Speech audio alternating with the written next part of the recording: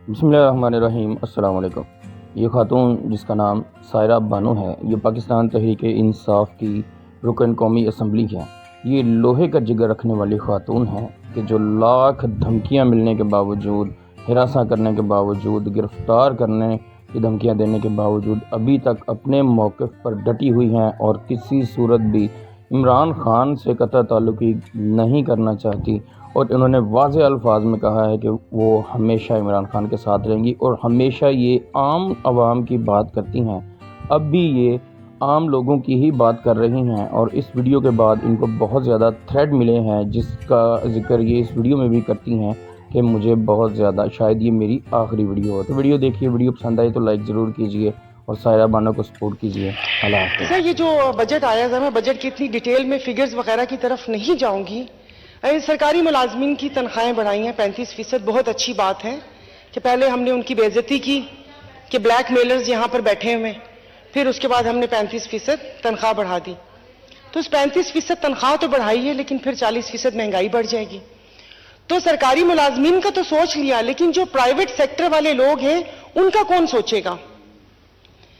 इन्होंने कहा कि वो कम से कम जो उजरत है वो 35,000 तक, वो देगा कौन। कि आपने कभी सिक्योरिटी गार्ड्स देखे हैं कि उनको 18-18, 20-20 हजार मिलते हैं और 12-12 हजार उनसे वो क्या कहते हैं बेगार नौकरी ली जाती है। तो उन सबको कौन देखेगा जो घरों में काम करते हैं, जो प्राइवेट नौकर, ड्राइवर, माली, ये वो, उनकी तनख्वाहों का कौन करेगा। 35,000 वो रखी है। लास्ट टाइम तो मैंने कहा था कि 50,000 वाले का बजट बनाकर दिखा दें। क्या अभी ये 35,000 वाले का बजट बनाकर दिखा सकते हैं। तो अब सारी वही बातें, हर चीज पहुंच से दूर हो चुकी है। मगर मसला ये है कि मुझे समझ नहीं आती कि मेरे सब साथी हैं, सब हल्के वाले हैं और मुझे इनकी देखती हूं मैं सोशल मीडिया पे एक्टिविटीज, तो जाते हैं अपने हलकों में, गली मोहल्ले में भी जाते हैं, लेकिन मुझे ये समझ नहीं आती कि वहां पर उनको कौन सी लॉलीपॉप देकर आते हैं, मतलब क्या बताते हैं। जैसे अभी मेरे भाई ने कहा कि साल हो गया, वो रोड नहीं बनी, वो रोड नहीं बनी। तो चले कोई थोड़ा 14 साल से सिंध में हुकूमत है तो मुझे बाकी रोड्स भी दिख जानी चाहिए थी। और 1 साल से आप यहां पर हैं, अगर इत्तेहाद में रहते हुए ये काम ना करवा सके तो फिर मेरा तो और बाकी जो इधर बैठे हैं उन सबका तो अल्लाह ही हाफिज है। सर, बिजली की प्राइसेस हैं, यहां पर एक मसला चल रहा होता है, फिर पता चलता है कि ₹1.25 यूनिट बढ़ गया। IMF का सुने जा रहे हैं, IMF वो कहते हैं ना कि वो पहले कभी सिग्नल पे खड़े हों तो वो आता है फकीर, पहले तो वो दुआएं देता है कि दे दो, दे दिया तो ठीक है, नहीं दिया तो उसके बाद वो दुआएं देना शुरू कर देता है। मुझे तो ऐसे लग रहा है जैसे हम अभी वही कर रहे हैं। तो मैं बहिस्ते पाकिस्तानी एक अवाम, मैं कहती हूं मुझे नहीं चाहिए IMF का बजट, क्योंकि मैं कुछ भी खरीदती हूं, मैं घर की ग्रोसरी लेती हूं, मैं पेस्ट, चीनी, पत्ती, तेल कुछ भी लेती हूं, मैं तो उसमें टैक्स देती हूं मैं। तो उस टैक्स से, जो टैक्स ये कह रहे हैं कि इतना टैक्स कलेक्ट हुआ है और ये सारा कुछ हुआ, उससे एक आम आवाम को क्या फायदा। बच्चे मेरे प्राइवेट स्कूल में पढ़ते हैं, हिफाजत के लिए गार्ड प्राइवेट खुद रखा हुआ मैंने, सड़कें ऐसी खराब हालत है कि गाड़ी आए दिन खराब, अस्पताल, सरकारी अस्पताल में जा नहीं सकते, प्राइवेट अस्पताल में वहां पर जाकर अपनी खाल उतरवाते हैं, वो भी उल्टी छुरी से। तो ये बजट क्या, ये जो बाबू बैठे हुए हैं, मुझे ये समझ नहीं आ रही कि 75 साल से आप लोग इतने जहां दीदा सियासतदान हैं, आपने इस ब्यूरोक्रेसी से जान क्यों नहीं छुड़वा रहे। सारी गालियां, क्योंकि अब इन 4 सालों में हो गए, शुरू में थोड़े जज्बात और थे, सोच और थी, इस 5वें साल समझ आई है कि यहां पर बैठे लोगों का तो इतना कसूर है ही नहीं। यहां पर बैठे इन लोगों का इतना कसूर, तो कब हम उनके चुंगल से आजाद होंगे। मतलब उनकी मराद के लिए, उनकी मोनेटाइजेशन के लिए कि जो बाबू बनकर 90-90 हजार रुपए पेट्रोल का भी लेंगे, यहां से गाड़ियां भी लेंगे, उसके लिए मैं और मेरी औलाद पिसेगी। यहां पर रहने जोगा आपने पाकिस्तान, मतलब अभी यहां पर बहुत अच्छी बात है, हमारे वजीर दिफा साहब ने कर ली, उन्होंने माजरत कर ली। और मेरी अदी नफीसा शाह का कल बहुत अच्छा उन्होंने एक उससे वो किया था कि ये एक बयान कहां ले जाएगा, जैसे कि एक गुलाम सरवर साहब का बयान था। अभी यहां पर मेरे भाई ने जिक्र किया PIA का कि PIA यूरोप की फ्लाइट्स भी बंद हैं और सारा कुछ बंद है, रूट्स दिए हुए। तो मेरे भाई थोड़ा सा तारीख का मुताला कर लें कि वो रूट्स किस दौरे हुकूमत में ट्रे में रखकर हम लोगों ने दिए थे। कि जिस पे गो स्लो की पॉलिसी अपनाई गई थी और गोली भी चली थी, वहां पर एक क्रू का शहीद भी हुआ था और लाठी भी बरसाई थी। तो न्यूयॉर्क सेक्टर किसने बंद करवाया? वो भी इन्हीं लोगों ने बंद करवाया। तो वो एक बयान ना, वो जैसे वो एक मच्छर इंसान को वो बना देता है, और ऐसे एक बयान जो है ना, मतलब मुल्क के लिए नुकसानदेह होता है। तो इसके लिए थोड़ी सी मतलब ये कि बंदा इतनी जोश खिताबत में आके किसी को वो ना कर दे कि अपनी तालीमी इदारों पे हम उंगली उठाएं कि कल को जो यहां से बच्चे जाते हैं तो वो पायलट्स की डिग्रीज की तरह इस डिग्रीज की भी कोई अहमियत ना हो। स्पीकर साहब, अभी किस किस चीज की मैं बात करूं? तकरीबन सभी बात कर चुकी हैं और मुझे हैरत भी है कि यहां से हुकूमती अरकान ने भी ऐसी ऐसी स्पीचेस की हैं कि वो लगता है कि ये हुकूमत में है ही नहीं। वैसे भी हुकूमत की फील आ नहीं रही। जैसे आप भगार लगाएं या पुलाव का ढक्कन उठाएं तो एक खुशबू आती है और आपको पता चलता है कि हाँ ये बना है। तो ये यहां से वो खुशबू आ नहीं रही है हुकूमत वाली कि पता चले कि कोई हुकूमत भी है। क्योंकि हमारे वजीर दिफा मतलब वो एक उसका जिक्र तो करते हैं ब्यूरोक्रेट का कि जिसकी बेटी की शादी पे 1 अरब 70 करोड़ के उनको सलामियां मिली, नाम नहीं लिया, नाम नहीं लिया। टीके नाम है उनका, टीके लगाए हुए उन्होंने पूरी कौम को, उनका नाम नहीं लिया। वो अभी भी बैठे हुए, वो अभी भी बैठे हुए। और कल उन्होंने बोला था कि नाम नहीं लिया था, मैंने प्रोग्राम में नाम लिया था।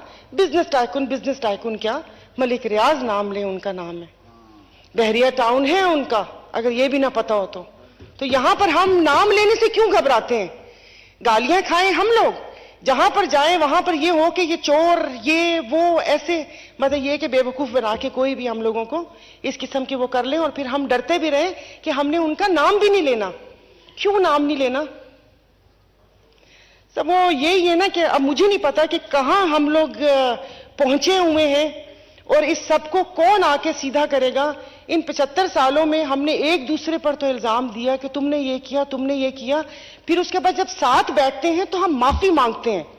जैसे अभी 3 वज़राए आजम के डकारने पे ख्वाजा आसिफ साहब का बयान था, तो माफी तो मांगते हैं लेकिन माफी से काम नहीं चलेगा। उसके बाद हमें तौबा करनी होगी कि अब हम एक दूसरे के साथ ऐसा नहीं करेंगे कि अपने खैमे में किसी बद्दू को नहीं घुसाएंगे। हमें यह अपने आप से अहद करना पड़ेगा। वो कहते हैं ना कि क्यों ना हो सबा की रफ्तार गलत, गुल गलत, गुंचे गलत, खार गलत, एक दरिया ही है बस अपने रुख पर, कश्तियां आर गलत, पार गलत।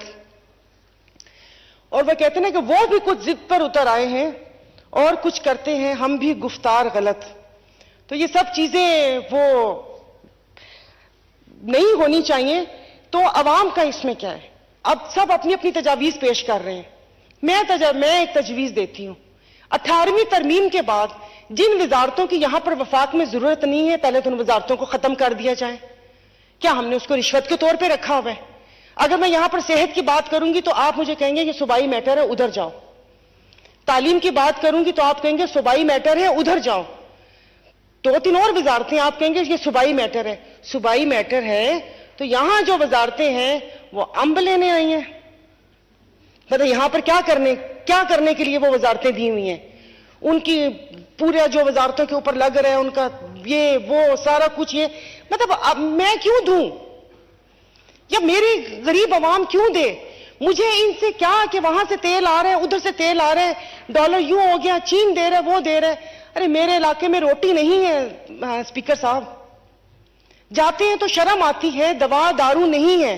अभी यहां पर मैं पॉइंट्स लिखते जा रही थी सिर्फ अपनी याद दहानी के लिए कि यहां पर किसी ने तकरीर की तो सिगरेट नोशी पे और फिजी ड्रिंक्स पे बोला कि उससे लोगों में इतनी इतनी अम्मात होती हैं, ये होती हैं। हमें कुछ नहीं होता, हम तो गधे और कुत्ते की कड़ाई खा चुके हैं। हम पाकिस्तानी तो वो खा चुके हैं, हम नकली दवाइयां खा चुके हैं। मेडिसिन ये शाहीन से ली थी मैंने, ट्रेवियामेट, कड़वी थी, कराची वाली कड़वी नहीं है, पता चला वो नकली थी। दवाइयों पे जो सब्जियां खाते हैं उसके ऊपर स्प्रे होता है, क्या वो जानलेवा नहीं है? सफाई सुथराई का आलम क्या है? और ये जो फल हम लोग स्क्रीन वाले खाते हैं वो हमारी सेहत के लिए सही नहीं है। और मरी हुई मुर्गियां, और सबसे बड़ी बात मेरे भाई ने अल्कोहल का जिक्र नहीं किया जो गैर कानूनी तौर पर आता है। लोगों ने एक वो बना दिया कि सायरा बानो ने असेंबली में कहा इसको हलाल कर दो। अरे अल्लाह पाक ने इसको हलाल करार नहीं दिया तो मैं कौन होती हूं? मैंने तो कहा था लीगल कर दो ताकि रेवेन्यू आए। कराची के दरिया वो समंदर में 80 करोड़ की शराब लॉन्च में ना पकड़ी जाए, वो लोगों को फायदा हो। तो और उन्होंने कहा कि सबने वाकई की मजम्मत करते जा रहे हैं, और मेरे भाई ने कहा कौम जाग चुकी है। बिल्कुल कौम जाग चुकी है। मैं तो पहले से जागी हुई थी। मैंने तो यहां पर आते ही सबसे पहले बोला था कि यहां तो अपनी पुरानी वीडियोस डिलीट करें या फिर ये करारदाद ना लेकर आए। तो अब चूंकि यहां पर इतना ज्यादा वो हो गया, अब किसी ने, मैं यहां पर हुई, मुझे थोड़ा टाइम दीजिएगा क्योंकि हो सकता है ये मेरी आखिरी स्पीच हो। अगली दफा या किस्मत या नसीब, और आराम से घर में ही रहूं मैं। जरूरी है मैंने चित्राली साहब से दुआ पढ़वानी है और आप लोगों की छुट्टी करवानी है। तो कौम जाग चुकी है। जे मैं आ गई और यहां पर किसी ने हमारे अदारों के लिए बात की, मैं कोई चीज उठा के मारूंगी। फिर ना आप कहिएगा, कोई एक लफ्ज भी कोई नहीं बोलेगा। मैं कह रही हूं थोड़ा सा बजट असेंबली का तो है, थोड़ा सा बस ये कर दें कि एक जब सेशन हो तो 5-5 बादाम हर सीट के ऊपर पड़े हुए हों, ताकि उसके खाने से याददाश्त सलामत रहे। उसके खाने से याददाश्त सलामत रहे, वो हम कोई वो बात ना करें।